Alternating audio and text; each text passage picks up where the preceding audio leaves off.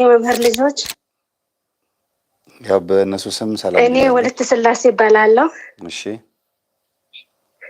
በጣም ደስ ብሎኛል ስለገባሁ። ያው ለማግኘት ስለሆነ የምንፈልገው ያው ስናገኝህ እንደነግጣለን። አውቆ ሰይጣን ነው መስራው ይሰራል። አይ ትንሽ ተደናጋገጥ።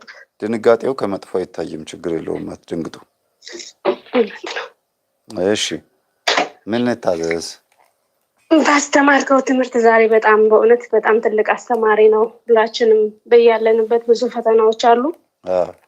በተለይ አሁን በአባቶች ሰሞኑ በተለቀቀው ብዙ ትምህርቶች ወስደናል። እኔ ራሴ ማለት ነው እና እኔ ምንድነው የሚባለው በደፍተራና በጠንቋይ ነው የተዳርኩት። ባለትዳር ነኝ። ራሳችሁ መርምሩ ራሳችሁን ወቁ ብለህ አንድ ጊዜ ባስተማርከው ትምህርት እኔ ራሴን የመረመርኩና አሁን ራሴን ያገኘሁት በጠንቋይ እንዳገባሁ ነው የተረዳሁት። ባለቤቴ እኔ አላቅም፣ እሱ ሲያገባኝ እሱ ግን ያቀኛል። ልጅ ሆኜ ነው፣ ለዛም አዲስ አበባ ነው የተዳርኩና ልጅ ነበርኩ። ምናልባት የ15 እና 16 ዓመት ነበርኩ እና እነሱ ቤት ከሄድኩ በኋላ ከአማቶቼ ማለት ነው ሴትዮዋ ጠንቋይ ናት አማቴ። እሱ ያሳደገችው አክስቱ ናት ማለት እሷ ናት ለእኔ አማቴ ምላት።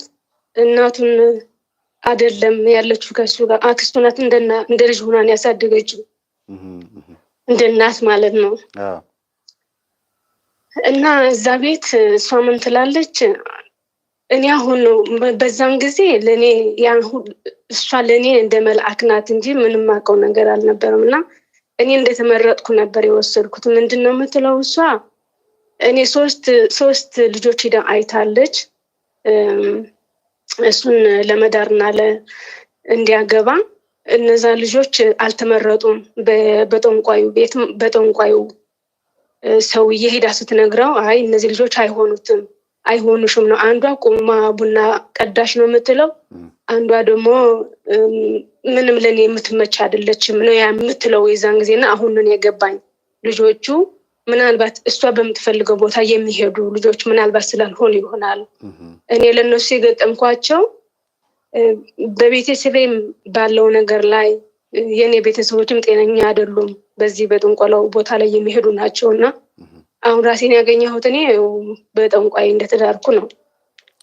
እኔ ውጭ ሀገር ነው ያለሁትና ውጭ ሀገር ቆይቼ በሄድኩ ጊዜም ቀጥታ የወሰዱን ወደ ጠንቋይ ቤት ለማስመረቅና ከዛም በኋላ ደግሞ ከዛ ጠንቋይ ቤት ከወጣን በኋላ ደፍተራ ቤት ነው የወሰደችን። ሰውየው ደፍተራ ነው። በፊትም ከቤት እያለሁ ከነሱ ጋር ይመጣ ነበርና ፊቱን እንዳላየው መነጽር ያደርግ ነበር ሰውየው።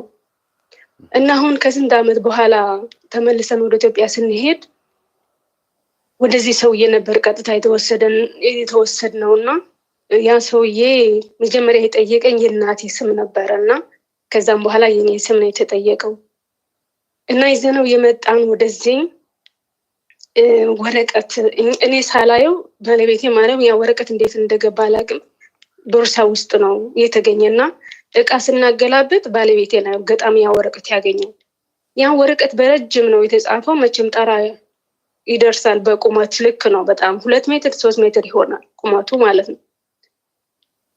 የተጻፈው የኔ ስምና የእናቴ የባለቤቴ ያጥፋችሁ፣ አያስማማችሁ፣ ያጋጫችሁ፣ ብኩኑ ሁኑ፣ ያባክናችሁ።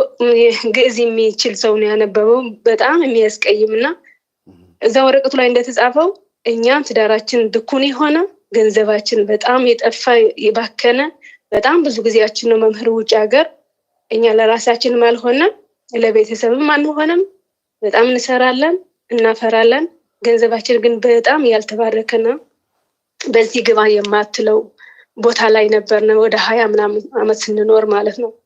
በቤት ውስጥ ደግሞ በጣም ባለቤቴ ጠጪ፣ ተበሳጭ፣ በምንም ምክንያት ማስረዳት የማትችል አስረድተው የማይገባው እኔም ለራሴ ራሴን እስከ ምን ላይ ነው ያለው ብዬ እስከ መጠራጠር እና በዚህ አይነት ህይወት አልፈን ይሄንን ነገር ስታስተምር ነው አሁን ያወቅኩት በዚህ ነገር ላይ እንደሆነ ማለት ነው። አሁን እኔ ጸሎት ላይ በጣም አንተንም ካወቅኩ ጀምሮ ጸልያለሁ። እግዚአብሔር ይመስገን ይህን ያህል ትልቅ ደረጃ ደርሻለሁ ባልልህም ከበፊትም ጀምሮ እዚህ ቦታ ላይ ከመድረሴ በፊት ይህንን ሳላውቀው ማለት ነው በእምነትም ጠንካራ አልነበርኩም በመጀመሪያው። ሁለተኛ ደግሞ የእሱ እናት ምልህ ያሳደገችው በጣም በእምነት ቤተክርስቲያን የምትዘክርና ጠዋት ደግሞ ጠንቋይ ቤት የምትሄድ ናት። እኔ በጣም አሁን እንትን ውስጥ የከተተኝ አዲስ አበባ ውስጥ በጣም ከባድ ነው በእምነት። ጠዋት ሌላ ቦታ ነው የምታገኛቸው፣ ከሰዓት በኋላ ሌላ ቦታ ነው የምታገኛቸው እና ዝክር የምትዘክር በተለይ የአቦዬ ገብረ መንፈስ ቅዱስ ዝክር ይዘከራል። ከዛም በኋላ ደግሞ የቅዱስ ጊዮርጊስ በጣም ትልቅ ዝክር ይዘከራል። እንደገና ደግሞ ጥምቀት በሚሆንበት ጊዜ በጣም 3 ነው 4 ቤተክርስቲያን አባቶችን ታበላለች ታጠጣለች እና እሷ ደግሞ ትጠነቁላለች። ሴትዮዋ በጣም የታወቀች ምርጥ ጠንቋይ ምርጥ ጸላይ እንደሚባለው ያስቃል፣ በእውነት ያስቃል፣ ያሳዝናል። እኔ አሁን በጣም የሚገርም ነው። አሁን አንተ የምትናገረው ሰዎች ዝም ብሎ እንደ ቀልድ ይመስላቸው ይሆናል፣ ግን ቀልድ አይደለም። ይሄ እውነት ነው፣ ውሸት አይደለም። ጠዋት ጠንቋይ ቤት ትሄዳለች። በጣም ወደ እንትን አቃቂ አካባቢ በጣም የታወቀ ነው ሰውየው። ቤቱ ግቢ ውስጥ እዚህ ከውጭ ቆይተን ስንሄድ ሄደን ነበረ ግቢው እና በጣም ነው የደነገጥኩት። ለምን ቤተክርስቲያን አለው፣ የእስላሞች ደግሞ መስጊድ አለው፣ ቅዱስ ገብርኤል አለ። በጣም የታወቀ ነው። ወደ 10 በሬ የሚታረድበት ህዝቡ የሚበላው የሚደገሰው ማለት ነው። እና እዛ ቦታ ትሄዳለች እና ያ ሰውዬ ሾማት እችን ሴትዮ እየጠነቆለች እንድትበላ እና በጣም የታወቀች በጥንቆላ የታወቀች ናት። ያው ቦታው ነግረህ እዛ ቦታ ላይ በደንብ ስለምትጠነቆ ስለምትገብረው ስፓልት ላይ ቡናውም አተላውም ስለሚደፋ እዛ በር ላይ መኪና ሳይገጭም አይውልም፣ ሰውም ሳይገደል አይውልም። አንቺ በጣም ገብቶሻል። ትምህርቱ ስለገባሽ እያንዳንዱን ነገር ቢያንስ ስትናገሪ ከትምህርቱ አንጻር የመንፈሱን ተንኮል እየገለጽሽ ነው ያለሽው እና በጣም ይገርማል። ግን ስታገቢ ቆይ እስኪ ያዥውና ይሄን እንቀጥለዋለን። ስታገቢ በደብተራ ነው ወይም ደግሞ እንደዚህ ነው ያገባሁት ስትይ ዛሬ ላይ ሆነሽ ነው የተረዳሽው ወይስ በፊትም ታውቂ ነበረ? አሁን ነው እንጂ ያወቅኩት። አሁን ይሄን ትምህርት ስታዳምጪ በጤነኛ በሆነ መንገድ እንዳላገባሽ አወቅሽ ማለት ነው። በስማ ምን ጤነኛ ነው? በጣም የወረደ የዘቀጠ ነገር ነው እንጂ አድርጋ እሷም በግልጽ እኮ ትናገራለች። በጣም እየተብረገረገች ወገቧና አንገቷን እየተንቀጠቀጠች ነው የምትናገረው። እንኳን እኔ አባቶች ከቤተክርስቲያን መጥተው አንድ አባት፣ አንድ ቄስ ወይም አንድ ዳውቄን በእውነት ይሄን ነገር የሚሰሙ የቤተክርስቲያን አባቶችም ዳውቄኖችም ካሉ በዚህ በአንተ ትምህርት እንዳሉ ማውቃለሁ። 10 ብር 100 ብር 500 ብር ምንም አያመጣም። በእውነት ነው የምልህ። ዋሽተው የ500 ብር ለመቀበል እምነትን ከማቋሸሽ ከእምነቱ መውጣት ይሻላል፣ ባያምኑት ይሻላል። እና እኔ ሳይ የነበርኩት ዳቆኖች ይመጣሉ ወደ ቤት። እሷ ጠንቋይ ስለምታምን አንዳንድ አባቶች አሁን ልክ እንደነዚህ አባት አሁን ዛሬ እንደተናገርካቸው ትንሽ እኔ ቋንቋ በጣም ይከብደኛል እንትን ካልኩት ይቅርታ አድርጉልኝ።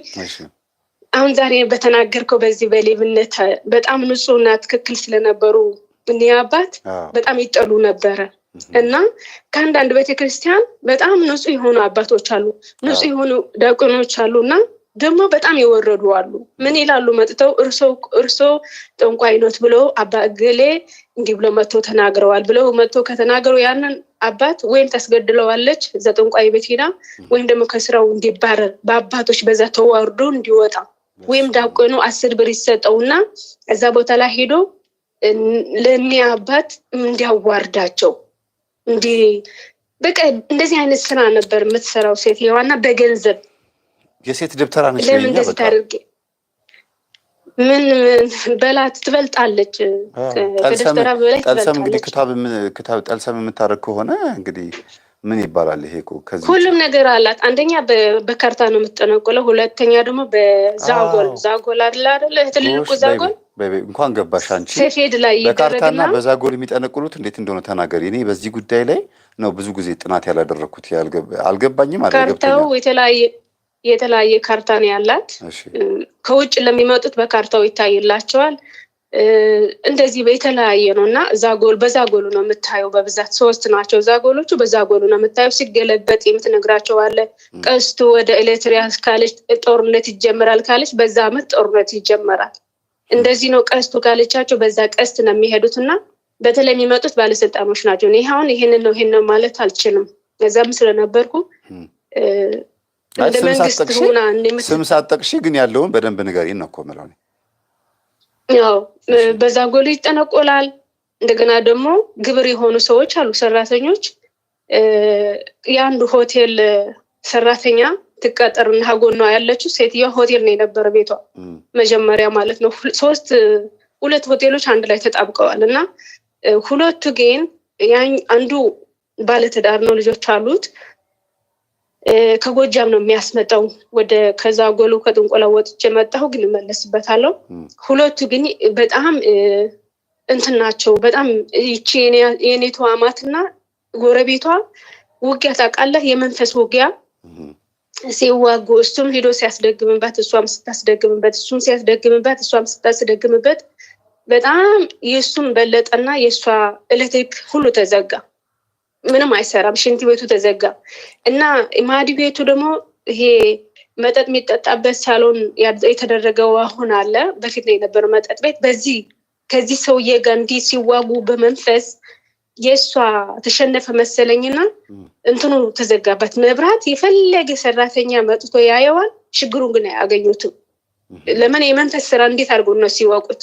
ከዛም በኋላ ሽንት ቤቱን አገማው ሽንት ቤቱ ፈንድቶ እስከ ከሳሎኑ አልፎ ወደ ውጭ ይወጣል ይሄ ብዙ ቤት ላይ ማየው ነገር ነው ብዙ ቤት ላይ ማየው መንፈስ በጣም ያመጨረሻ ያቀሙ ደረጃ ሲደርስ ሽንት ቤት ማፈንዳት ማግማት ይሄ ትክክለኛ እንትኑ ነው መግማማት ነው እንጂና ማይታረድ ከሱስ ሰውዬ ጋር ሲዋጉ መንፈስ እሱ ምን ያደርጋል ውሻ ጥቁር ውሻ በትልቁ ማለት ነው ሆዱን ሰንጥቀው ዶሮ አይጥ ተገንዛ ከውሻው ሆድ ገብቶ በሯ ላይ ልክ እንደተኛች ማለት ነው በሯ ላይ ቆፍሮ ውሻው በቁመናው ቀብረው ትሄዷል እጅ ሴትዮ ሰው ያን ጧትም ማታም ከጠንቋዩ ጋር ስለምትነጋገር ስትጠይቀው በካርታ ስታየው ራሷ ላይ ችግር እንዳለ ታገኛለች ለራሷም ታውቃለች ካርታው ለራሷም ታውቅበታለች ለሌላውም ታውቅበታለች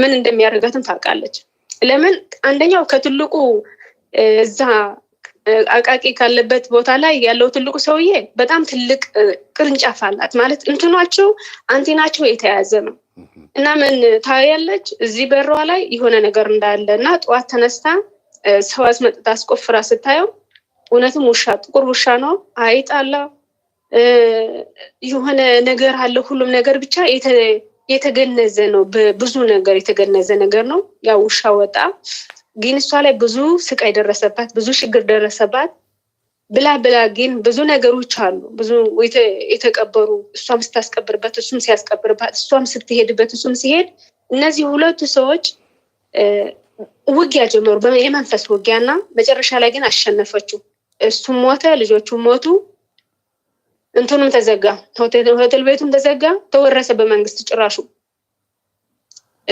ተወረሰ እሱ ተዘጋ እሷ ልጅ ታሳድግ ነበርና ያሳደገቻት ልጅ ትወልዳለች እንደገና እሷ ወለደች ማለት ነው ያደገችው ልጅ ወለደች እሱ ምን ይላል ጠንቋዩ አይ እቺ ልጅ ካደገች በኋላ ይሄን ነገር ያደረገች ነው በጣም ግብር ይፈልጋል ጠንቋዩ ግዴታ እቺ ልጅ ይሄን እየሰራች ነው ይሄን ካላቆመች በቃ እንትኔን እየተቆጣ ነው የራሳቸው ይሄ ምንድነው ላይ የተቀመጠው ዛር ላይ የተቀመጠ ነገር በጣም እየተቆጣ ነው ብሎ ይነግራትና እኔ አላቅም እኔ ሄጄ ለጌታ ነገር ያለው ማታርፊ ከሆነ እሱ የመጨረሻ ይወስናል ዛሬ ይፈርዳል ምን አርጊ ነው የሚሏት ምን አርጋ ነው ሳንቲም አነሳች ሳንቲም እንደዚህ ያደረገችና ጌታ ይጠብቀዋል ቤቴ ነው የምትለው እኔ በፈለገችው ቦታ ነው የምታስቀምጠው ሳንቲሙ ግን አንድ ሰው ሳንቲሙ ከነካ ጌታዬ እሱ ራሱ ይጠብቀን። በገዛ እጃችሁ ሌላ ውስጥ እንዳትገቡ እንዳትሞቱ ነው የምትለውና እቃ ከጠፋ ተለው ብላ እዛ ነው የምትሄደውና ታስረግማለች። እቺ ልጅ ትሞታለች። ልጅ እንደወለደች ግብሩ ፈለገ ወሰዳት፣ ሞተች። ለምን ትሞታለች ብሏታል፣ ሞተች። ልጅ ትታን የሞተችው ያን ልጅ አደገ መሬት ሳይረግጥ በሰራተኛ 2 ሰራተኛ እኔም አለሁ ከቤት ውስጥ ተንከባክበው ውሃ ሳይጠጣ ለስላሳ እየጠጣና ክትፎና ቅቤ እየበላው እንጀራ ሳይበላ በዳቦ እየበላ አድጎ ልጁም ራሱ ገበረችው። ሂዶ ይሄ ነገር እየሰራ ነው እየሰረቀኝ ነው ምን እያለ ነው ምን እያለው የዳ ስትነግረው ልጁ እየጮኸ ልክ ሊሞት አካባቢ እየጮኸ መንፈሱ ራሱ እየተናገረ በጣም እየጮኸ ማለት ነው። ይገርም ነው። ዘው ልጁ ሞተ። እንደዛ ሆነ። ሰውየውም ያጎረቤቷ ሞተ። እንደገና ደግሞ ከጎረቤቷ በዛኛው ያለችው አንድ ፋርማሲ ነበረ። የፋርማሲው ባለቤት ሰራተኛ በቁሟ ከቤት ውስጥ ይቀብሯታል። ከቤቷ ከሴትዋ እንደ እንትን ይሄ እንጀራ ሀፍቷ እንዳይሄድባት ሴትዋ ሀፍታም ሆና እንድትኖር ሰራተኛን ተብሎ የሚገሉ ህንጻ ሲሰራም ሆነ ማንኛውም ነገር ሲደረግ ሰራተኛን የሚገብሩ ከሆነ ያ ድርጅት ቢዝነስ እንዲኖረው ለማድረግ ነው የሚያደርጉት። እንደዚህ እውነት ነው። አሁን ትመጣና ሴትየዋ ወደዚህ ሴት ወደ ኒያማዝ ስትነግራት ይሄ ግዴታ እንደዚህ መደረግ አለበት። ፕሮሰሱ በጣም ብዙ ነው የሚሰሩት እነሱ። አሁን ያቺ ሰራተኛ እንዴት አድርገው እንደጎዷት አላውቅም። ምን ላይ እንዴት ትሆን ተብሎ መጥቶ ሲናገሩ ከእንትኑ ውስጥ በቁማ መቀበር አለባት። እንደዛ ከሆነ ነው ሀብታም መሆን የምትችለው ሴትየዋ። ጠንቋይ ያለው እንደዛ ነው። እና ይሄን ዘበኛ ያውቃል። ያን ዘበኛው በደንብ ነው የሚንከባከቡት። ያቺ ሴትየውም እቺ የኔቷ አማትን ስለሚያውቁ ለሁሉም ስትንከባከብች ሴትየዋ መሀል ላይ ግራ ትጋባለች። መንፈሱም ስራው ስለሚሰራ ግብር ስለሚያስፈልገው እቺ የኔቷ አማትም ያችም ያጋልጡብኝ ማለት ይናገሩብኛል በማለት ስትፍተከተክ ሴትየዋ መሀል ላይ ችግር ተፈጠረና እንጃ ይነቃባት አይነቃባት አላቅም። ሴትየዋም ታሰረች፣ ሀብቷም ወደመ። ምንም ሳይሆን ይሄን ያህል እንደዚህ አይነት ስራ ነው የሚሰራው አዲስ አበባ ውስጥ። በእውነት በጣም የሚያሳዝንና የሚገርም ነው። ይሄ እንግዲህ በአጋንንት የተሰበሰበ ገንዘብ ምን ያህል መጨረሻው ምን እንደሆነ ይታወቃል። ሰላቢ ገንዘብ ምን እንደሆነ ይታወቃል። የልጁ ደግሞ አላቆረበችውም፣ መንፈሳዊ ቦታ ላይ አልወሰደችውም። እንዲሁ እንቁላልና ወተት እያጠጣችው ስጋውን አደልባ ገበረችው። ስታበላው ስታጠጣው የነበረው ጌታ አይፈልግም አይወድም ነው የምትለው። የሚገርም ነው በጣም ብቻ የሚገርም እና ከቤት ውስጥ አቴቴ በጣም የሚገርምህ መምህር የአቦዬ ገብረመንፈስ ቅዱስ ዝክር በጣም ይዘከራል። በ5 በ12 የቅዱስ ሚካኤል ቀን ይመስለኝ ደግሞ አላውቅም ቀኗን በአንድ ቀን ነው እንጂ በልደታ ቀን ይመስለኛል ደግሞ የአቴቴ ዝክር አለ። ስለዚህ እናትሽ የሆነ የተሳሳተ አመለካከት አላቸው። ይሄ ከራማውን አማቴሽ የባሌ እኮ ከራማውን እንደ ጥሩ ነገር አድርጎ ማሰብ እግዚአብሔርንም ሁለቱንም አብሮ አያይዞ መሄድ ጥሩ ነው ብሎ የሚያስቡበት የሆነ የተሳሳተ አመለካከት አላቸው ማለት ነው። ምን የተሳሳተ ነው? ለእሷ በጣም ይሄ ትልቅ ግርማ ነው። ለምን ከቤተሰብ ጋር ከቤተሰብ ጋር ለእሳቸውማ ጤነኛ አመለካከት ነው። ግን ይሄን አመለካከት እንደ ጥሩ ነገር እንደ ጀብድ ያወሩታል ወይ ነው እኮ የምልሽ። እንዴ ወገቧን የተረገረገች ነው የምትናገረው ነው የምልህ እኮ። እችን ያህል አትቆጥርህም? ስለ ጌታዬ ስለ ፈጣሪ ብለን እንደምናገረው እሷ ስለ ጌታዬ የምትለው እሱ ነው ጠንቋዩ ማለት ነው። ስለ ጌታዬ ነው የምታወራው። ማንም አትፈራም፣ ለማንም አትጨነቅም። በጣም ነው የሚፈሯት፣ በጣም የምታንቀጠቅጣቸው። ሁለተኛ ደግሞ መምህር ምን መሰለ ይሄንን ነገር ጀግና እንድትሆን ያደረጋት አንደኛም ህዝብ ነው። አሁን በስንት መከራ ከቆረበች በኋላ የሰፈሩ ሰው ተመልሳ እንደገና ወደ እንትን ገባች፣ ወደ ጥንቆላ ገባች። እንዴት ልጆቹ የእህቷ ልጆች እንዴት ወደ ጥንቆላ ትገቢያለሽ? እንደገና ቆርበሽ ይሄ እኮ ቅዝፈት ነው ትቀዝፊያለሽ ብለው ሲቆጡ አረ ዝም ብለው ነው እነዚህ።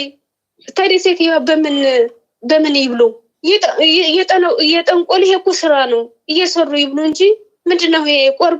ቆርበሻል እና ምን ይሆን አሁን? እና በራብ ይሞቱ እንዴ ብለው ሰፈሩ ከልጆች ጋር በጣም ተፋጠጡና አሁን ሴትየዋ ከቆረበች በኋላ እንደገና ወደ ጥንቆላ ገባችና በጣም ያሟርታሉ፣ ይራገማሉ።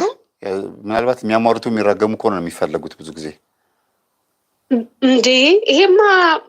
ይሄ መጀመሪያ የእርግማን ስድብ መጀመሪያ ነው። ይሄ የእርግማን መንፈስ አፏ ላይ አይወጣም። ትፍት በል። እኔ ስድብ የሰማሁት ከዚህ ሴትዬ ነው። 7 ቤተሰብ ነው የምልህ። መርካቶ ሀብታም የምን ስሙ እንዳልጠቅስ ይቅር፣ በጣም ሀብታም የታወቀ ሀብታም ነው። የእሷ የእህቷ ባል በእርግማን 7 መርፌ አስተክላ 7 ቤተሰቦቹ ጠቅላላ ግማሾች በእንጤ ሆኖ እናቲቱ ገደለቻት። 2 ተራግመው ማለት ነው። የኔቷ አማት ሄዳ ጠዋት አስረገመች። 7 መርፌ ተክላ መጣች። 7 ዘሯ ይጥፋ ማለት ነው። አሁን ሳውቀው በአንተ ትምህርት ስረዳው 7 ዘሯ ይጥፋ ብላ 7 መርፌ ተክላ መጣች። ያቺ ደግሞ የተተከለባት ደግሞ ስትሄድ ወደ ጠንቋዩ አረተውኝ ብሎ ጠንቋዩ ተነስቶ እሷም እንደዚህ አደርጋለች ጠዋትና ዘራችሁ ይጠፋል፣ ለምንድን ነው እንደዚህ የምታደርጉ? የኔ ያሸንፋል፣ የኔ አሁን 7 መርፌ አድርጌ ያለው እሷ እንድትሞት። ያኛው ጠንቋይ ደግሞ ዋናው እችን ሴትዮ የኔው አማት ሴትዮ ነው የሚወደው። ለምን? ስለምትገብርለት እና ያችን ሴትዮ ልጆቿ ቤንጤ ሆኑ፣ ወደ እስልምና ሃይማኖት ገቡ ልጆቿ። ለሴትዮ ራሷ ሞተች። ቤታቸው ድብልቅልቅ ወጥ፣ በጣም የታወቁ ሀብታሞች ናቸው፣ ግን ምንም መላቀጥ የላቸውም። ሁሉም ድምጻቸው ጠፋ። የእህቷ ልጆች ደግሞ ርግማን የምትረግማቸው። እህቶቿ ደግሞ እናቷ በጣም ቁርባን እሷ ብቻ ናት እንጂ በዚህ በእምነቱ በጣም እንትን የሆነችው እህቷና እናቷ የእህቷ ልጅ ማለት ነው ቆርበዋል። ግን ከቆረቡ በኋላ ሩጠው ወዴት ነው የሚሄዱ መሰለህ? ወደ ሙልኩስና ሲሞለኩሱ እናቷ ከቆረበች በስንት ጊዜዋ ነው ሙልክሳ ከሞለከሰች በ1 ዓመቷ ሞተች። ከዛም በኋላ እህቷ ደግሞ እንደዚህ ከቆረበች በኋላ በአመቷ መለኮሰች። ልክ በአመቷ ሞተች። ይሻላል መቼም ይሄ አሟሟት ይሻላል። የእህቷ ልጅ ደግሞ እንደገና እንደዚህ ቆርባ ከሞለከሰች በኋላ በ2 ዓመቷ 3ቱ ሞልኩሰው ከቤት ውስጥ 3ቱ ሞቱ። በቃ ይሄ ቁጥሩ አሟሟት እኮ ነው። ምክንያቱም በቃ ቢያንስ እንኳን አምልጠዋል። እንደው መንኩሰው ምን እንደሰሩ እግዚአብሔር ይወቀው እንጂ በቃ ማምለጫ እኮ ጥሩ ማምለጫ ነው። አንዳንድ ጊዜ እግዚአብሔር ነፍሳችን እንዲድን ስጋችንን ያስረዋል እና ቅዱስ ጳውሎስም ተናግሮታል። እንዲያውም አንድ አባት የሆነ ሰው ልገል ነው ልበቀል ነው እና አባቴ በቃ ማንም ሰው እንዳይከለክለኝ ምናምን ብሎ መጥቶ ንስሐ አባቱን ያናገራቸዋል። ተው ልጄ ሰው መግደል ኃጢአት ነው፣ እንደው በቃ ይሄን ሰው መበቀል አለብኝ ቤተሰቦቼን ጨርሷል ብሎ ይላል። ከዛ እሺ በሌሉትና እሳቸው ፖሊስ ጋር ይደውላሉ። ሳያዩ ማለት ነው። መጣው አንድ ጊዜ ብለውት ፖሊስ ይመጣና ወዲያው ይዘዋል። ምን ነው አባ ሲላቸው አይ ልጄ ስጋህ ታስሮ ነፍስ ብትድን ይሻለኛል ሄደ ሰው ከምትገላሉት ይባላል። አየሽ ስጋውን አሳስረው። አንዳንድ ጊዜ ልገል ነው ተብሎ ንስሐ አባት ጋር አይኬድም። መነኩሴም ሆነው የሚጠነቁሉ ጨሌ የሚያመልኩ መነኩሴ ሆነው የሚካድሙ እኔ አይቻለሁ። ምንኩስና ምን እንደሆነ ትርጉሙን ሳያውቁት። እግዚአብሔር ከዚህ ነገር ያውጣል። የሚገርመው ግን ብዙ ጊዜ ከመነኮሱ ማን ነው ከቆረቡ በኋላ መልሰው ወደ ጨሌና ወደ ባዕድ አምልኮ ወደ ጥንቆላ የሚመጡ ሰዎች አፋቸው ላይ ሟርትና እርግማን መንፈስ ወይም ጥላ ወጊ የሚሰራላቸው ሰዎች ከሆኑ በጎረቤት ላይ ያድርና አንዳንድ ቃልቻ አውሊያ ቤት የሚሄዱትን በፊት ሲካድሙ ሲያሸረግዱ ምን ሲሉ የነበሩትን እነዚህ ተሹመው የነበሩትን በቡና ላይ በቤቱ በጥንቆላው ላይ በገንዘብም ጥቅም ያገኙ የነበሩ ሰዎች ሲቀርባቸው ጥቅሙ መንፈሱ ከሴትዮዋ ላይ ተነስቶ ያው መቼም እሷን ልቧን ማሳመን ስለማይችል ስለቆረበችበት በሰው ላይ አድሮ መጥቶ አሳምኖ ነው መልሶ እንደገና ወደ ጥንቆላው የሚወስዳቸው እና የእርግማን መንፈስ ወይ የሟርት ወይ የጥላ ወጊ መንፈስ ያለባቸው ሲናገሩ ጠብ የማይሉ ማነው ምንም ከሚናገሩት ንግግር ውስጥ ምንም ጠብ የማይል ወይም ይሄ ምን የሚባለው ሲናገሩ ሰውን የሚገሉ የሚያሳምሙ እሳቸው የተናገሩት እኮ በፍጹም በቃ መሬት አይወድቅም ወዲያው ነው የሚፈጸመው ተብሎ የሚታሰቡ የመንፈሱ ልጆች ብዙ ጊዜ የእርግማን ልጆች ከሆኑ ነው ከቆረቡ በኋላ መንፈስ እቺ ሴትዮ እንደዚህ ናት። በቃ ሆነ የጠቀስከው ነገር እንደዚህ ናት እቺ ሴትዮ። እና ወደ ራሴ ስመለስልህ መምህር መጀመሪያ ወደ ሴትዮ አገባሁ እንጂ ያው ስታስተምረውም ስለነበረ ከነዚህ ከአስተማሪዎቻችን ቤተሰቦች ከሰማነው ታሪክ ገብቼ ነው ቶሎ ጠለቅቤ ወደዚህ የገባሁና ምስጋና መላእክታናት ቅዱሳናት ያደርጉልኝ ለማመስገን እፈልጋለሁ። አባታችን አባ ሀብተ ማርያም አይለቁኝም። ሁሉ ጊዜ እንደው ብዙ ነገር ያደርጉልኛል የምትላቸው አቡነ ሀብተ ማርያም በ8 ቀን የሚውሉት በ8ማ አባ ኪሮስ ናቸው። ማን ነው? አባ ኪሮስ ናቸው። አቡነ ሀብተ ማርያም ደግሞ በ26 ነው የሚውሉት። በ8 ነው ያጋጠመኝ። የአስራት ገንዘብ እናወጣለን እና የአስራት ገንዘብ ስናወጣ በዛን ቀን በዛን ወር ማለት ነው አስራቱ በምናወጣበት ቀን እኔ አጋጣሚ ኦፕራሲዮን ሆኜ ነበር፣ ተሰርቶልኝ ነበር። አይኔ አሞኝ ምንም ነገር አልነበረኝም እና ሰዎቹ አይንሽ ያምራል ጥርስሽ ያምራል ሲሉ አይኔ በጣም እየደከመ ወደ ውጭ በጣም ትልቅ የነበረው ወደ ውስጥ ገባ። አይኔ በጣም ይሄን ያህል እንትን ጎልቶ የሚታይ ነገር አይደለም አሁንና ከዛ ብሶ ደግሞ አይኔ ላይ እንደ ነጭ ነገር ይሄ እንደ ስብ ሆኖ የነጭ ነገር አይኔ ላይ ጣለብኝ እና ስመረመር ዶክተሮች የሚሉት ኦፕራሲዮን መሆን አለብሽ፣ ይሄ ነገር በጣም አደጋ ነው ምናምን ሲሉ ጸሎት አደረኩና እንግዲህ እናንተ መጀመሪያ መላእክታናት ትጠይቃላችሁ፣ ጸበል ትጠመቃላችሁ፣ ቅባ ቅዱስ ታደርጋላችሁ፣ ከዛም በኋላ ተመርምራችሁ ደግሞ የሆነ ነገር ማየት ነው ስትል ስለሰማሁ አንድ ጊዜ እጄ ተመረመርኩና ይሄ ነገር ግዴታ ነው ኦፕራሲዮን መሰራት አለበት አሉ። አደረኩ ያንን ነገርና ያን ነገር ግን ሳደርግ እኔ የአስራቱ ገንዘብ አላወጣሁም። ልቤን አእምሮዬ ሁሉ ዘግቶኝ ነበር፣ በጣም ሁሉም ረስቼው ነበርና ያንን ነገር አስራቱን ሳላወጣ አድርጌ መጣሁ። ሻማ አደረኩ፣ አበራሁ ጠዋት። ሻማው በፍጹም በምንም ተአምር ሁሉ ቀን የምናበራው ሻማ ነው። ሁሉም ነገር ሁሉ ቀን የምሰራው ሻማ ትንንሽ ሻማዎች ናቸው፣ በእቃ ነው የማደርገው። ያን ሻማ ይሁን እንደ ወደ ሰማይ እንደዚህ ወደ ላይ መንጣጣት ጀመረና ላጠፋው በሞክር በአፌ ላይ ወደ እኔ መምጣት ጀመረ። በጣም ትንንሾች ናቸው ሻማዎቹ እና በሆነ ብርድ ልብስ አድርጌ ላጠፋው ስል ከብርድ ልብሱ ተነስቶ እንዴት እንደመጣ አላውቅም፣ እግሬ ጭኔ ላይ እንዳለ ጭኔ በእሳቱ ቦግ ብሎ መጥቶ እግሬን የለበስኩት ልብስ ተቃጥሎ ያ የለበስኩት ልብስ እግሬ ላይ ተለጠፈና የለበስኩትን ልብስ ቆዳዬ እንዳለ ሰውነቴ በላው። አሁን መድኃኒት አደረኩና እኔ ቶሎ አልመጣልኝም ይሄ ነገር። እግዚአብሔር ሆይ ፈጣሪ ተቆጥተህ ነው ምን አድርጌ ነው ምን ሰርቼው ብዬ እኔ የራሴን ጥፋት አላወቅኩም።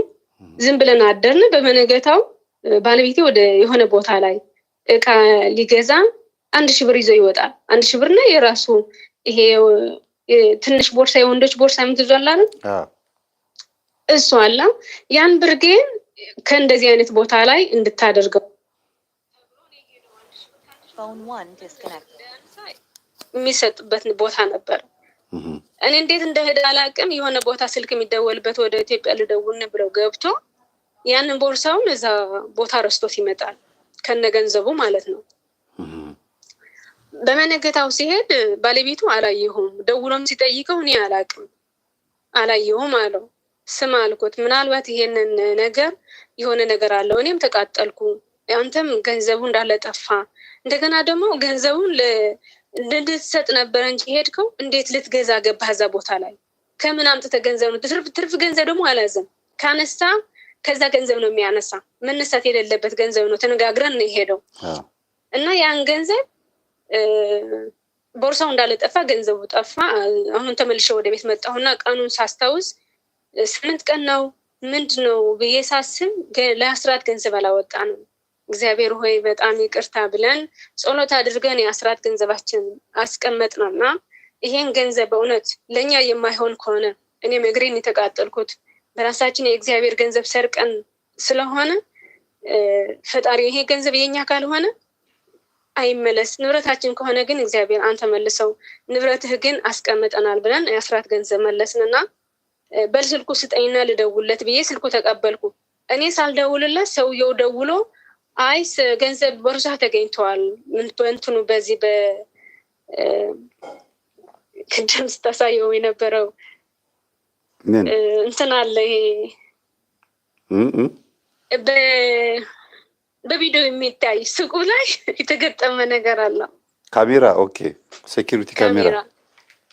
አዎ በዛ አይተነው የሆነ ልጅ ነው ያነሳውና በተመቸ ሰዓት መጥተህ ገንዘቡ እንድትወስድ ገንዘቡም እንዳለ ነው ያለ ብሎ ሰውየውም ደወለለት። እኔም ሳልደውል የአስራት ገንዘብ ግን ማታን ያስቀመጥነው በቃ የኛ ካልሆነ ጥፋቱ የኛ ነው፣ የእግዚአብሔር ገንዘብ ስለሰረቅን እኔም ተቃጠልኩ።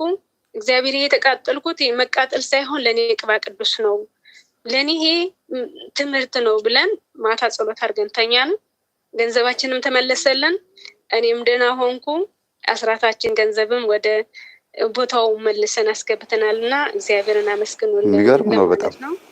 አንቺም ጎበዝ ነሽ ስትናገሪ፣ እያንዳንዷን ነገር በደንብ አድርገሽ የምትናገሪውና እግዚአብሔር እንኳንም የምትፈልጉትን ነገር አደረገላችሁ። እንዴት ነው ጾም፣ ጸሎት፣ ስግደት ብርታት እንዴት ነው ጥንካሬ? ጾም ስግደት በጣም ቆንጆ ነው፣ ደስ ይላል። እኔ ብዙ ጊዜ አይደለሁም ሌላ እምነት የነበርኩ ሰው ስለሆንኩ ለኔ በጣም ነው፣ በጣም ትልቅ ነገር ነው። ወደ ሌላ እምነት ሄደሽ ነበረ? ነገርኩ እኮ ከጥንቆላው ወደ ሌላ እምነት ነው የገባሁ። ገባኝ። እሱ የክርስትና ሃይማኖት እኔ ብዙ ማውቀው ነገር አልነበረም። አይ ምልሽ ነው አሁን ነበርሽ ወይ ስል ወደ ሌላ ውስጥሽ ያንን ይሄ ሌላ ሃይማኖት ውስጥ ገብቼ ነበረ፣ አሁን ደግሞ ለክርስትና ለኦርቶዶክስ አዲስ ነኝ ብርቅ ነኝ ብለሽ ስለምታስቢ በጉጉት ነው ወይ የምትጾሚው የምትጸልዩ? አዎ። ሰነፍ አገልጋይ ብታይ ምን አይነት ስሜት ይሰማሻል? ወይ በጣም ከባድ ነው። በጣም በተለይ ክርስቲያን ሆነህ ሰነፍ መሆን በጣም በጣም በጣም ከባድ ነው በእውነት። እኔ አሁን በጣም ነው የቀናሁባቸው ክርስቲያን ሆነው ማተብ አድርገው አንገታቸው ላይ ሳያውቁት። እኔ በፊት ቀሚስ ለባሽ ነበርኩ መምህር፣ በእውነት ነው የምልህ። የእስልምና ሃይማኖትና የይሁዲ ሃይማኖት ተከታዮች ባለባበስ በጣም ለክርስትና ሃይማኖት ይበልጧቸዋል። እኔ ቀሚስ የይሁዲ ሃይማኖት ተከታይ ነበርኩ። እሺ። እና ቀሚስ በምለብስበት በጣም ረጅም ቀሚስ ነው የምለብሰው እና በጣም ይስቁብኝ ነበር። እንደ ፋራ ነው የሚያዩን እኛ ማለት ነው ቀሚስ ለባሾች። እና በጣም አፍር ነበረ በፊት። እንዴት ነው የክርስቲያን ሃይማኖት ተከታይ ሆነው ማተብ አስረው ጡታቸውን የሚለብሱት ልብስ ጡትን የሚያሳይ ሴት ልጅ መሆን እኮ ጡትን ማሳየት አይደለም፣ ሴትነትህን የምትገልጸው ፎርሙ ያለው ልብስ ደስ የሚል የሚያምር ልብስ ለብሰህ ስትሄድ ደስ ይላል። እንደገና ደግሞ ሱሪ መልበስ መሰልጠን አይደለም። በእውነት ነው የምልህ። በጣም ሲገርመኝ የነበረ ደግሞ አንዱ ነገር ይሄ ነው። በጣም ነው የሚስቁ፣ በጣም ነው የሚያሾፉ። እንደ መሀይም ነበር የሚያዩን እኛ ቀሚስ ለብሰን ስንሄድ ማለት ነው። እና አሁን በዚህ ወደ እምነቱ ስገባ አንተ ስታስተምር ስሰማ በእውነት በጣም ትልቅ ስህተት ነው። በክርስትና ሃይማኖት የምትኖሩና ያላችሁ ልጆች ባለባበሳችሁ ብታስተካክሉ። ቆንጆ ልብስ ለብሶ መሄድ ለራስም ኩራት ነው፣ ለሌላ ሰውን የሚያይም ሰው በጣም ትልቅ ነገር ነው። በጣም ትልቅ ነገር፣ ሃይማኖትንም መስበክ ነው በዛው። እንዴ ምን አለ በጣም ብዙ ነገር ነው እንጂ ይዘው የሚመጣ ብዙ በረከት ይዘው የሚመጣ ብዙ ቸርነት ነው ይዘው የሚመጣ ብዙ ጸጋ ነው ይዘው የሚመጣ። እኔ ያገኘሁት ጸጋ መምህር ልነግርህ አልችልም። እኔ ያለሁበት ደረጃ አሁን የኔ ቤተሰቦች ስለሌሉበት አሁን ወደ እናቴ ልምጣለና እናቴ ከዚህ ተነስታ ከዚህ እስራኤል ሀገር ነው ያለሁት። እስራኤል ሀገር ያሉ ቤተ እስራኤሎች ከዚህ የሚቆጣ አባት ስለሌለ ይሄን አታድርጉ፣ ይሄ እንደዚህ ነው፣ ይሄ ነውር ነው፣ ቡና ማፍላት፣ ዕጣን ማጨስ፣ እንደገና ህሜታ፣ ይሄ ጠንቋይ ቤት መሄድ፣ ይሄ ብሎ የሚመክር ሰው ስለሌለ እዚህ ሀገር በጣም በጣም ከባድ ነው። እንደገና ደግሞ ለማስረዳት አትችልም፣ ከሰው ጋር መግባባትም አትችልም፣ ሊያዳምጡህም አይችሉም። አንተ እንዳበድክ ሰው ነው የምትታየው። ስለዚህ ስለመንፈስ ስለምናምን ስትናገር በጣም የምትጠላ ሰው ነው የምትሆነው። እናቴ ከዚህ ተነስታ ነው የምልህ ከእህቷ ጋር 2 እህቶች አሉ። እነሱ ለመከደም ተዘጋጅተው የነበሩ ማለት ነው። አንድ ትንሽ እህቷ በጣም ተዘጋጅቷ እጇን ያሳመማታል፣ እግሯን ያሳብጣታል። ምንም አይሰራት ነገር የለም። መንፈሱ በቤተሰብ ላይ ተዋርሶ እኔ ቅድም የነገርኩህ ነገር ከአማቴ እነዛ 3 ሴቶችን ስታይ ሳይስማሟት የቀሩት እኔ የተስማማኋት ከቤተሰብ ያለው ነገር ነው ወደ እሷ የሳበኝ ብዬ ነው ያሰብኩት። አሁን እኔ ለምን እናቴ ሳያት ከዚህ ተነስታ ወደ አዲስ አበባ ትሄዳለች። አዲስ አበባ ሄዳ ዋና ዛር አንጋሾች ወይም ዛር አረጋጊ ከሚባሉ ቦታ ላይ ሄዳ አንድ በግ ኬት አንድ ቀን የጨረሰባቸው 2 ቀን ይመስለኛል። አረ በጉ ለመፈለግ ይሄ እንደዚህ አይነት በግ ይዛችሁ ነው ብሎ ጠንቋይ ነግሯቸው ያን በግ ተፈልጎ ታርዶ በፈርሱና በደሙ ስትታጠብ ይሄን ከታጠበች በኋላ ነው የተዋት ተብሎ እሷ ስትታጠብ ትንሿ እህቷ ይመስለኛል ወይም ቤተክርስቲያን ሄዳለች ቀድማ ከመታጠባ በፊት ወይም ደግሞ ስትታጠብ ዘግንኗታል ይመስለኛል። እናቴ ሳይዘገንናት ያን ሁሉ ጠንቋይ ያላትን ነገር አድርጋ መጣለች። በፈርስ ታጥባ በደሙ ታጥባ ምን ጠጥታ ያላደረገችው ነገር የለም እና ትመጣለች። እኔ ግን አላምንበትም። ጠንቋይ ማይወደኝም። እኔ አሁን ያወቅኩት ጠንቋይ የማይወደኝ አስወጧት የሚለው ሄጄ ነበር ተልኬ ወደ ጠንቋይ ቤት ተልኬ ሄጄ ነበርና በጣም ነው የከበድኳቸው። ማነው ውጭ ላይ የተቀመጠው ብሎ እንትን ሲል መተው ሲያዩኝ አሁን ገባውና እኔ ለማስተናገድ አልቻሉም። እኔ ለምንድን ነው እኔ የጠሉኝ? እኔ ደግሞ ለምን እንዴት ጠንቋዩ እንዴት አይወደኝም ብዬ እኔ በጣም ተጸጸትኩ። አይ ዛሬ ላይ እንደምትከጂና እንደምታዋርጂው ስለሚያውቅ እኮ ነው። ቀድሞ እድል ያነባል ያልኩት ለዚህ ነው። ያያል መንፈስ የወደፊት እድላችንን ያያዋል። ግን አለማስነካትና ማስነካት የኛ የፈቃድ ጉዳይ ነው። አንድ ትልቅ ድርጅት ላይ የተሰቀለ ማስታወቂያ ሁሉም ያያዋል። የትኛውም ሃይማኖት፣ የትኛውም ቁመት፣ የትኛውም መልክ ከለር ያለው ሰው ወንዱም ሴቱም ህፃኑም አዋቂውም ያያዋል። ግን ያን ማስታወቂያ ሄዶ የሚነካው ማን ነው? ገባሽ? ደረጃውን የወጣ ሰው ነው። ስለዚህ እኛ የፈቃዳችን ጉዳይ ነው። ፈቃዳችን እድላችን ያስወስዳል ወይስ አያስወስድም የሚለው ህይወታችን እንጂ ጠንቋይም እግዚአብሔርም መላእክትም ሁሉም እድላችን ፊት ለፊት ግንባራችን ላይ ተጽፎ ሁሉም ይታያል። በትክክል። ከዛም በኋላ እናቴ ደህና ሆና መጣች። ወደዚህ ሲመጡ ያቺ እህቷ ግን ታማ እስካሁን ድረስ በጣም ቀጭናት። መምህር በእውነት ነው የምልህ መንፈሱ ግን እንዴት እንደተቆጣጠራት ብረት ታውቃለህ? ብረት መቼም ለአንድ ሰው ይሄ ትልቁ ብረት ምሰሶ የቤት የሚሰሩበት አንድ ሰው አያነሳው። መኪና እንኳን ምናልባት ይሄ 16 ጎማ ያለው መኪና ቆሞ ከዛም በኋላ በዛኛው ብረት ተንጠልጥሎበት ምናምን ነው አንዳንድ ምሰሶ ቤት የሚሰሩበት የሚያነሱ። በቃ እንደዛ አድርገህ እያት። 10 ሰው አያነሳትም። አእምሮዋን ሰርቋታል። በሰራተኛ ነው የምትነሳው የምትቀመጠው። 10 ሰው አያነሳትም። በጣም ቀጭን ናት። በጣም ቀጭን። አሁን እንዴት አድርገህ እነዚህ ሰዎች በምን ቋንቋ ታስረዳቸዋለህ? በትንሽ ነገር መሰበር የሚችል መንፈስ ዓለምን ያንቀጠቅጣል። እዚህ ቤተሰብን ያንቀጠቅጣል። አሁን እነሱ ምንድነው የሚለው? አንድ ቡና ይዞ ያፈላል፣ አንድ ልብስ ግዙላት ይባላል፣ አንድ ጫማ ይሄን አማራት ነው የሚላት። ምናልባት ዛሩ ተቆጥቶ ነው፣ የቤተሰብ መንፈስ ተቆጥቶ ነው። በእውነት የቤተሰብ መንፈስ ተቆጥቷል። ለምን መጨረሻ ላይ አንተ እንደምትለው እሱ የሚፈልገው መግደልና መግደል፣ ከዛ የበለጠ ሌላ ነገር የለው። መጨረሻው መውሰድና መግደል ነው። ሌላ ምንም ፍላጎት መውሰድ ነው። ይሄ ቢሰራበት አሁን እሷን በደንብ ወደ 4 ዓመት የሆናታል አልጋ ላይ ከተኛች በሰው ነው የምትነሳው። ሽንቷ በቁማ ነው የምትሸናው። በጣም ምርጥ እንዴት አይነት ሰው ነበረች መሰለ። በጣም ቀጭን ናት። በጣም ቀጭን ማለት ነው። ግን 10 ሰው አያነሳትም ከተቀመጠች። መንፈሱ ላይ ዋላ አለ። አየሽ ተዘብዝፎ የሚጫነው እሱ ነው እና ትንኩብኝ ነው። ዞሮ ዞሮ በጣም የሚገርም ነው እውነት። ሰዓቱ ስለሄደ አሁን 4 ሰዓት ከላንች ብዬ እንዳላቋርጥ ስሜትሽ እንዳጎዳ ብዬ እንጂ 4 ሰዓት ከ20 ሊሆን ነው እና ስለ አሁን ስላለኝ ነገር አንዴ ላናግርህና ልጨርስ ማማ። እኔ አሁን በጣም እንጸልያለን፣ በእውነት በትንሹ እንጸልያለን። ግን አሁን ባሌ ነው በጣም አሁን ትልቅ እንትን የሆነብኝ። ከቤት ውስጥ በጣም ያኮርፋል፣ ይሳደባል፣ ይጣላል፣ የሚሰራው ነገር አያውቅም። ይሄ ነገር ከአቅሜ በላይ ሆነ። አደርጋለሁ ባለችኝ አቅም እግዚአብሔር ይረዳኛል። እንደሚያስተካክልኝም ተስፋ አደርጋለሁ። ብዙ ነገር አስተካክሎልኛል፣ ብዙ ነገር አድርገውልኛልና የመምህር ልጆች በጸሎት አስቡኝ፣ ባለቤቴም ሰላም እንዲሆን አይዞሽ። የወለተ ስላሴ ባል ብላችሁ ያው ስሙን እንዳልጠቅስ ብዬ ነው። ያው ስሙ የክርስትና ስሙ ስለሚታወቅ አይዞሽ፣ ችግር የለውም እግዚአብሔር ይረዳሻል። ግን አንቺ ከእንደዚህ አይነት ህይወት ውስጥ ወጥተሽ ሌላም እምነት ውስጥ ከአንድም 2-3 ችግሮች ውስጥ ገብተሽ የወጣሽ ስለሆንሽ በእግዚአብሔር ጥበቃ ውስጥ ያለሽ መሆኑ ህይወትሽ ራሱ ያሳያል። ዛሬ ላይ እንደምትመሰክሪና እንደምታዋርጁ ያኔ ነበረ የሚታወቀው።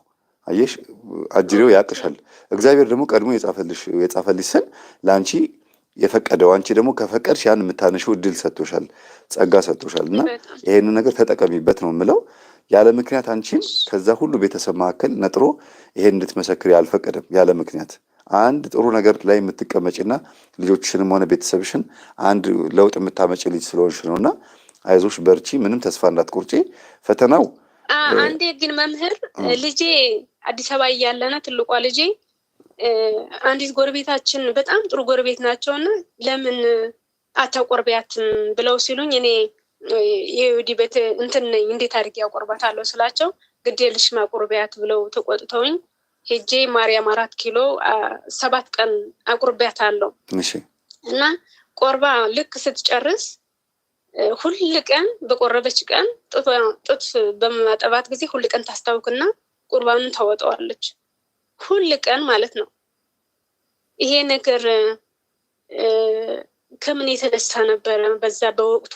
እኔ አሁን ይሄንን ምን እንዲህ ነው ለማለት አልችልም። ከምንም ነገር አላየውም። ግን የይሁዲ እምነት ተከታይ ሆነሽ ልጅሽን ለማቆረብ መምጣትሽ በራሱ እግዚአብሔር ምን ያህል ወደ ቤት እንድትመጪ መፈለጉ፣ ሊባርክሽ መፈለጉ ማሳያያ ነው። በዛ ሰዓት አቁርቢ ብለው ያሉሽ ሰዎች ንስሐ ግቢ፣ አንቺም እምነት ክርስትና ተቀበይ ማለታቸው አንድ ነገር ነበረ።